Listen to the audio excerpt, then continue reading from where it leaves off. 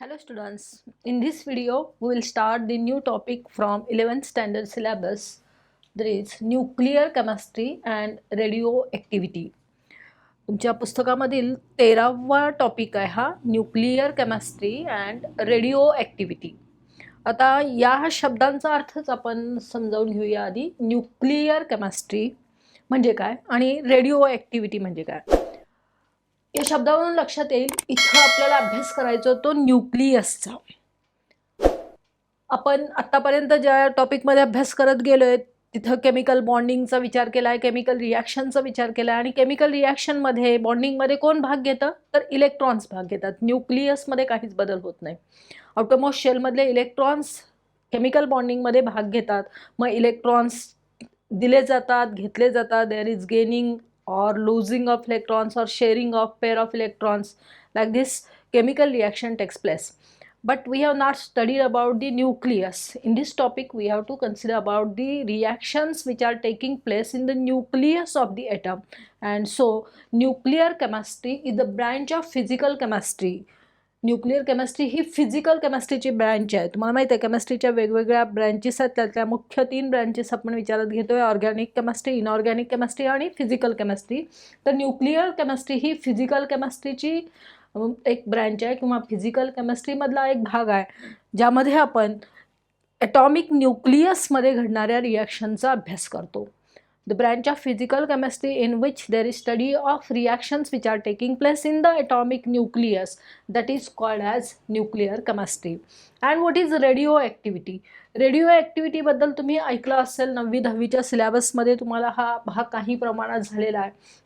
तुम्हाला माहीत आहे की काही न्यूक्लिया जे हेवी न्यूक्लिया आहेत ते अनस्टेबल असतात आणि ते प्रॉपर्टी दाखवतात ज्याला आपण म्हणतो रेडिओ ॲक्टिव्हिटी प्रॉपर्टी. तिथं काही पार्टिकल्स एमिट केले जातात, अल्फा पार्टिकल्स, बीटा पार्टिकल्स आणि गॅमा रेज, आणि त्यापासून आपल्याला जी ऊर्जा मिळते ती न्यूक्लिअर एनर्जी म्हणून आपण वापरतोय.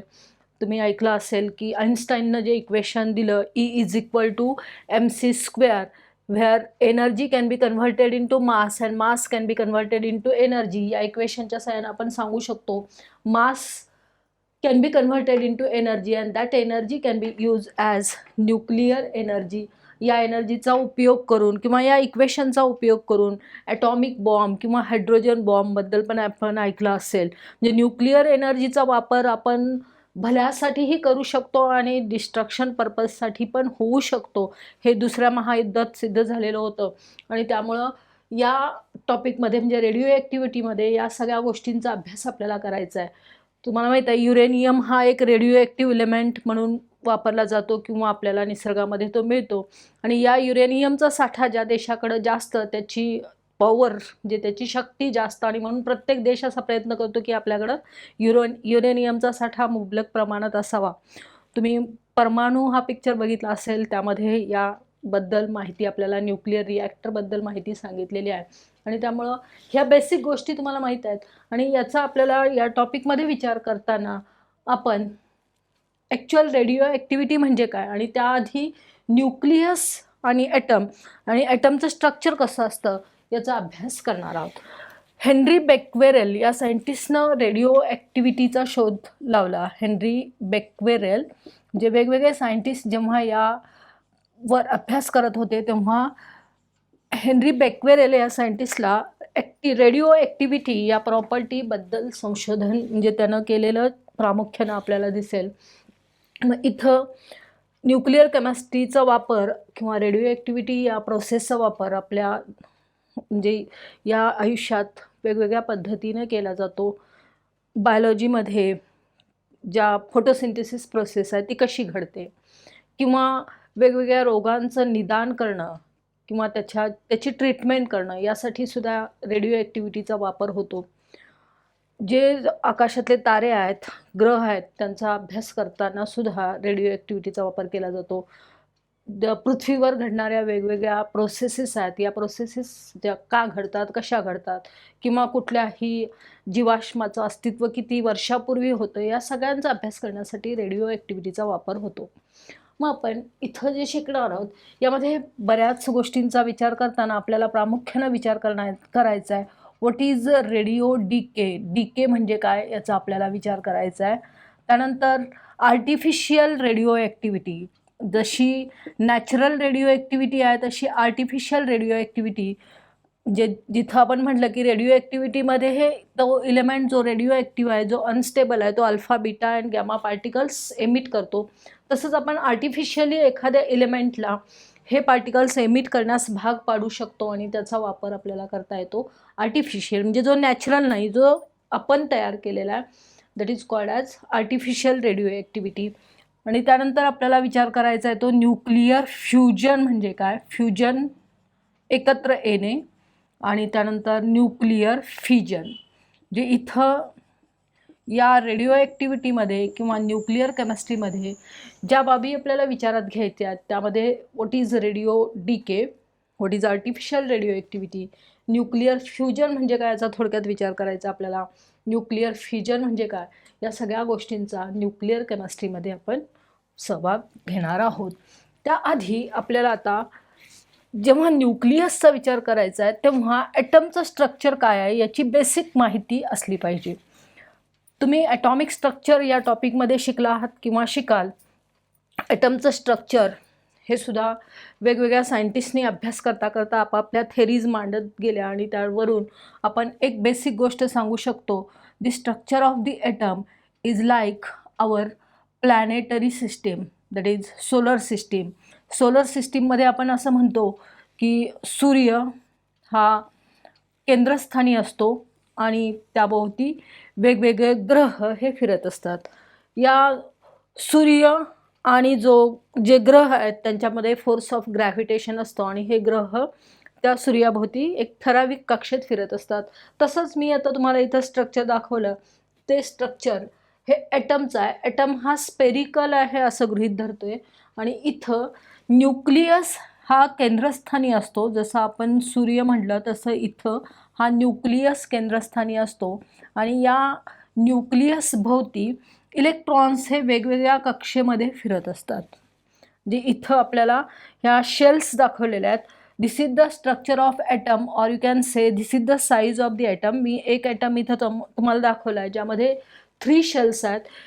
ही फर्स्ट शेल, ही सेकंड शेल आणि ही थर्ड शेल म्हणता येईल. असे वेगवेगळ्या साईजचे ॲटम्स असू शकतात जिथं एकच शेल आहे, 2 शेल आहेत, 3 शेल आहेत. It goes on increasing with increase in atomic number or number of electrons. मग इथं आपण असा विचार करतो की ॲटमच्या सेंट्रलला न्यूक्लियस असतो जो पॉझिटिव्हली चार्ज असतो आणि या जो बाहेरचा भाग आहे, जो सगळा बाहेरचा भाग आहे जिथं इलेक्ट्रॉन्स आहेत, that part is called as extra nuclear part. म्हणजे हा न्यूक्लियस सोडून राहिलेला जो भाग आहे that is called as extra nuclear part. मग जर आपण ॲटमच्या साईजचा विचार केला तर माहीत आहे तुम्हाला ॲटम हा लहानात लहान कण असणार आहे आणि याच्या जर साईजचा विचार आपण केला तर size of the atom is in the range of 10⁻⁻10 metre. जे ॲटमच्या साईजचा जर विचार केला तर तो साईज 10⁻10 मीटर इतक्या लहान प्रमाणात असतो.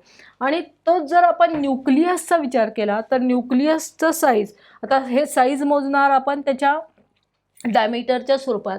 मग न्यूक्लियसचा साईज जर विचारात घेतला तर it is in the range of 10⁻15 metre. जे इथं लक्षात येईल तुमच्या, जर ॲटमचा साईज होलली आपण कन्सिडर केला आणि न्यूक्लियसचा साईज कन्सिडर केला तर ॲटमचा साईज हा न्यूक्लियसच्या साईजपेक्षा 10⁵ टाईम्सनं जास्त आहे. म्हणजे न्यूक्लियसचा आकार हा अतिशय कमी असणार आहे ॲटमचा आकारच्या कम्पेअर केला तर. जे आपण आधी म्हटलं की ॲटमचा आकार हा अतिशय लहान असणार आहे, तो किती आहे 10⁻10 मीटरच्या प्रपोर्शनमध्ये आहे आणि त्याच्या कम्पेअर केलं तर 10⁵ टाईम्सनं कमी. म्हणजे इथं आपल्याला न्यूक्लियसचा आकार किती कमी आहे ते लक्षात येईल. आता याचं इमॅजिनेशन करताना आपण असं म्हणू शकतो की समजा एक फुटबॉलचं स्टेडियम आहे. फुटबॉलचं स्टेडियम आपण म्हणू शकतो, जवळजवळ त्याचा एरिया हा 2-2.25 एकर असतो आणि त्या फुटबॉलच्या स्टेडियममध्ये फक्त एक वाटाणा, जे एक मटार म्हणतो आपण त्याला, तो मटार म्हणजे हा न्यूक्लियस असेल आणि ते फुटबॉलचं स्टेडियम म्हणजे ॲटम असेल. आपण कम्पेअर करू शकतो, इमॅजिन करू शकतो की ॲटमचा साईज आणि न्यूक्लियसचा साईज यामध्ये किती अंतर आहे. आणि इथं लक्षात घेऊया आपण, या न्यूक्लियसमध्ये जेव्हा आपण ॲटमचं स्ट्रक्चर विचारात घेतो तेव्हा सब ॲटॉमिक पार्टिकल्सचा विचार केला. या सब ॲटॉमिक पार्टिकल्समधले मेन सब ॲटॉमिक पार्टिकल्स आहेत प्रोटॉन्स, न्यूट्रॉन्स आणि इलेक्ट्रॉन्स. मग आपण आता म्हटलं की electrons are revolving around the nucleus and they are present in extra nuclear part, and here protons and neutrons are present in the nucleus. protons आणि neutrons हे nucleus मध्ये असतात. मग ह्या प्रोटॉन्स आणि न्यूट्रॉन्सना एकत्रितपणे न्यूक्लियॉन्स असंही म्हटलं जातं. these protons and neutrons, they are togetherly called as nucleons. Now see here, protons are positively charge particles. Protons हे पॉझिटिव्हली चार्ज असतात. न्यूट्रॉन्सवर कुठलाही चार्ज नसतो. These are neutral particles, they are having zero charge, म्हणजे यांच्यावर कुठलाही charge नसतो. And electrons are negatively charge. प्रोटॉन्सवर पॉझिटिव्ह चार्ज असतो, न्यूट्रॉन्स हे न्यूट्रल असतात. मग जर आपण प्रोटॉन्स आणि न्यूट्रॉन्स हे न्यूक्लियसमध्ये आहेत असं विचार करतोय, तर या न्यूक्लियसवर या प्रोटॉन्समुळं पॉझिटिव्ह चार्ज असतो. So remember, nucleus is positively charge and this extra nuclear part is negatively charge, and so there is electrostatic force of attraction between the electrons and the nucleus. And so here you can से, म्हणजे जसं मी आत्ता म्हटलं की सूर्य हा केंद्रस्थानी असतो आणि ग्रह हे वेगवेगळ्या कक्षेत फिरत असतात जसे इलेक्ट्रॉन्स फिरतात. आणि मग या ग्रहांमध्ये आणि सूर्यामध्ये ग्रॅव्हिटेशनल फोर्स असतो, तसं इथं काय आहे, इलेक्ट्रोस्टॅटिक फोर्स ऑफ अट्रॅक्शन आहे. आणि त्यामुळं इथं आपल्याला हा फोर्स ऑफ अट्रॅक्शन म्हणजे विचारात घ्यावा लागतो जेव्हा आपण ॲटमचं स्ट्रक्चर विचारात घेतो तेव्हा. Electrons are negatively charge, protons are positively charged, and therefore there is electrostatic force of attraction between the nucleus and electrons which are present in different orbits. Now here the number of protons which are present in the nucleus or the number of electrons which are revolving around the nucleus, that number is called as atomic number. हा एक concept तुम्हाला लक्षात ठेवावा लागेल. That is called as or it is denoted by Z. Atomic number Z काय आहे? It is the number of protons present in the nucleus of the atom और number of electrons revolving around the nucleus of the atom. Means remember, in any atom the total number of protons present in the nucleus is exactly equal to the number of electrons revolving around the nucleus. जेवढे protons कुठल्याही ॲटममध्ये असतात न्यूक्लियसमध्ये, तेवढेच electrons हे या न्यूक्लियसभोवती फिरत असतात. आणि म्हणून हा जो नंबर आहे प्रोटॉन्सचा किंवा इलेक्ट्रॉन्सचा, त्या नंबरला आपण ॲटॉमिक नंबर असं म्हणतो आणि त्याला नोटेशन वापरतो Z. Atomic number definition, you have to remember the number of protons present in the nucleus of the atom or the number of electrons revolving around the nucleus of the atom, that is called as atomic number, which is denoted by Z. And here the total number of protons and neutrons which are present in the nucleus of the atom, the total number of protons and neutrons, it is also called as the number of nucleons.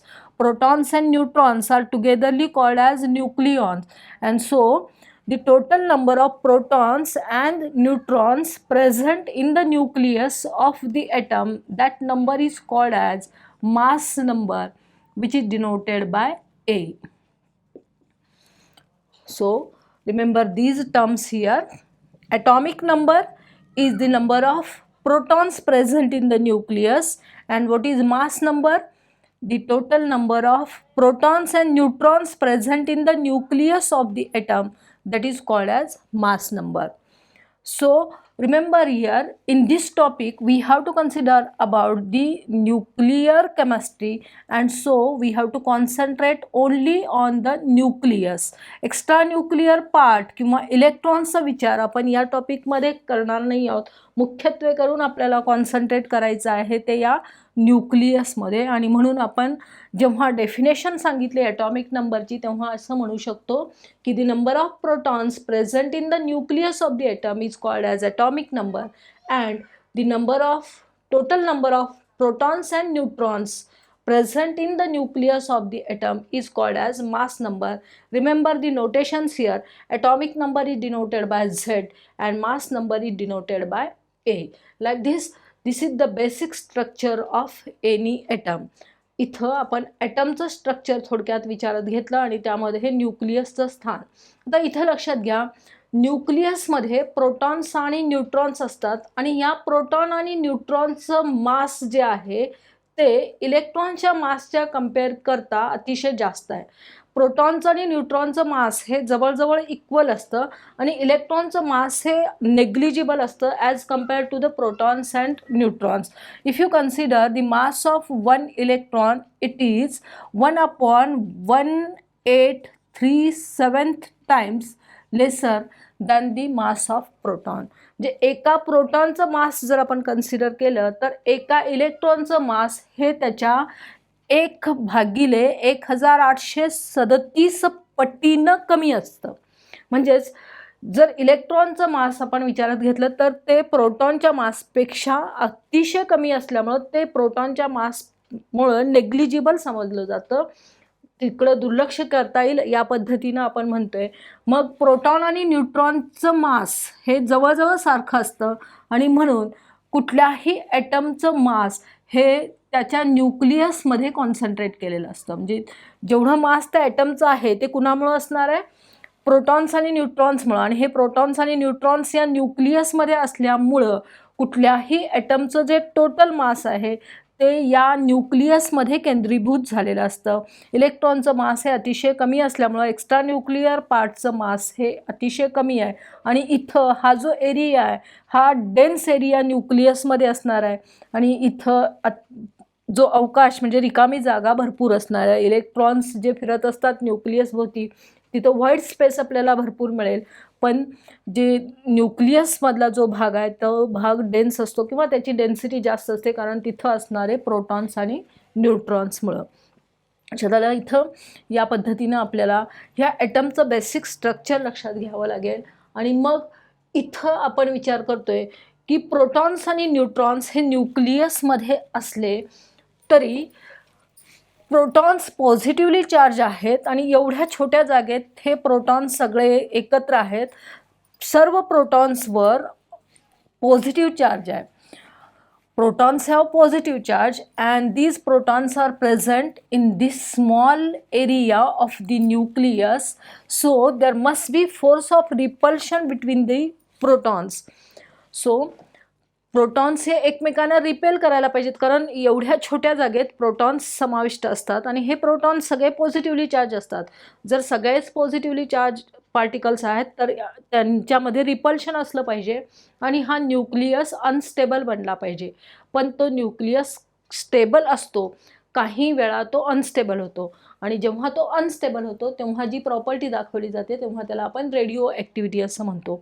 मग stable असण्याचं कारण काय तोही भाग आपल्याला इथं शिकायचा आहे. त्याआधी आणखी एक कन्सेप्ट आपण समजून घेऊया. Any element suppose it has the symbol X. X हा एलिमेंट आहे, जसं आपण सिम्बॉल सांगतो एलिमेंटचे कार्बनचा सी, हायड्रोजनचा H, like this. Here suppose X is the symbol of the element. This element, or you can say the nucleus of this element, can be represented by this notation. That is, on the left hand side of this symbol of the element, here subscript is Z and the superscript is A. X हा त्या एलिमेंटचा symbol असेल तर त्याच्या डाव्या साईडला इथं आपण subscript म्हणून घेतला तो झेड. झेड म्हणजे काय? Atomic number. Z is atomic number and here A हा सुपरस्क्रिप्ट म्हणून घेतो, that is called as mass number. की कुठलाही ॲटम आपल्याला रिप्रेझेंट करायचा असेल, फॉर एक्झाम्पल हिअर सी, कार्बनचा सिम्बॉल आहे हा 612. C612. This is the representation of the nucleus of carbon. That is, in this carbon atom, atomic number of carbon is 6 and mass number is 12. Now, atomic number represents the number of protons or number of electrons. Number of protons इथं denote केले जातात हे atomic number न, आणि mass number denote करतो तो total number of neutrons and protons present in the nucleus. मग या दोन्हीवरून आपण कुठल्याही न्यूक्लियसमध्ये किती न्यूट्रॉन्स असतात हे कॅल्क्युलेट करू शकतो. Now remember here, number of neutrons, suppose they are represented by n can be calculated. A is total number of protons and neutrons, and what is Z? Z is number of protons. So n, that is number of neutrons, can be calculated by using the formula n is equal to A minus Z. Mass number minus atomic number, from this you can obtain number of neutrons. म्हणजे असा जर symbol आपल्याला दिला असेल तर त्या ॲटममध्ये किती protons आहेत, किती न्यूट्रॉन्स आहेत आणि किती इलेक्ट्रॉन्स आहेत हे आपण सांगू शकतो. Like this you can say in the atom of carbon there are 6 protons. Protons 6 असणार आहेत कारण ॲटॉमिक नंबर 6 आहे. 6 इलेक्ट्रॉन्स असतील, इलेक्ट्रॉन्स ॲटॉमिक नंबर 6 आहे म्हणून. आणि number of neutrons can be calculated 12 minus 6, that is equal to 6 neutrons. म्हणजे इथं न्यूट्रॉन्स ही 6 आहेत. जे कुठल्याही ॲटमचा सिम्बॉल जर आपल्याला दिला असेल तर त्या सिम्बॉलवरून आपण त्या ॲटममध्ये किती प्रोटॉन्स, किती न्यूट्रॉन्स आणि किती इलेक्ट्रॉन्स आहेत हे कॅल्क्युलेट करू शकतो. त्यासाठी ही गोष्ट लक्षात ठेवा. X is the symbol of the atom, आणि याच्या लेफ्ट हँड साईडला खालच्या बाजूला म्हणजे तळाशी ज्याला आपण सबस्क्रिप्ट म्हणतो, तो सबस्क्रिप्ट दाखवतो ॲटॉमिक नंबर. ॲटॉमिक नंबर म्हणजे नंबर ऑफ प्रोटॉन्स, आणि सुपरस्क्रिप्ट म्हणजे ए ज्याला आपण म्हणले मास नंबर. हा मास नंबर काय सांगतो? Total number of protons and neutrons. And so number of neutrons can be calculated by using the formula A minus Z. Like this, you know that the atomic number of the atoms of the same elements is always same. For example, suppose we have atom of hydrogen. It has atomic number 1 because one proton or one electron is present. So suppose these are the 2 atoms of hydrogen, but the mass number can be different. That is, these are called as isotopes. You know the concept of isotopes. Here these are the 3 atoms of hydrogen. हे atoms आहेत कुणाचे? हायड्रोजनचे, ज्यांचा atomic number 1 आहे. Atomic number त्याच एलिमेंटचा item असल्यामुळे बदलणार नाही कारण त्यामध्ये असणाऱ्या प्रोटॉन्सची किंवा इलेक्ट्रॉनची संख्या तीच असेल. पण मास नंबर या प्रत्येकाचा वेगळा आहे. बघा इथं hydrogen 1 H12 and H13. These 3 atoms of the same elements, they are having same atomic number but they are having different mass number. These are called as isotopes. याला आपण आयसोटोप्स असं म्हणतो. जिथं ॲटॉमिक नंबर सेम आहे. These are the atoms of the same elements having same atomic number but different mass number. मग आता mass number कशामुळे वेगळा आला? तर याच्यामध्ये असणाऱ्या न्यूट्रॉन्सच्या संख्येमुळं. इथं न्यूट्रॉनची संख्या ही वेगवेगळी असणार आहे. ती कॅल्क्युलेट करू शकतो आपण. या हायड्रोजनमध्ये 1 minus 1 म्हणजे number of neutrons are 0 here. Here in deuterium 2 minus 1 neutron is there, and in tritium 3 minus 1 2 neutrons are there. म्हणजे इथं न्यूट्रॉनची संख्या वेगवेगळी असणार आहे. हायड्रोजनचे आयसोटोप आपण विचारात घेतले. या हायड्रोजनच्या आयसोटोपमध्ये प्रोटॉन्स आणि इलेक्ट्रॉनची संख्या सेम आहे, जी 1 आहे तिन्हीकडं, पण न्यूट्रॉनची संख्या ही वेगवेगळी आहे. तसंच आपण कुठल्याही आयसोटोपसाठी सांगू शकतो. जसं आपण आता carbon C12, 612, C613, C614. These are the isotopes of carbon. Here you can calculate number of protons, number of electrons and number of neutrons for these 3 atoms. These are the 3 atoms of carbon having protons 6 number of electrons 6, but the number of neutrons are different here.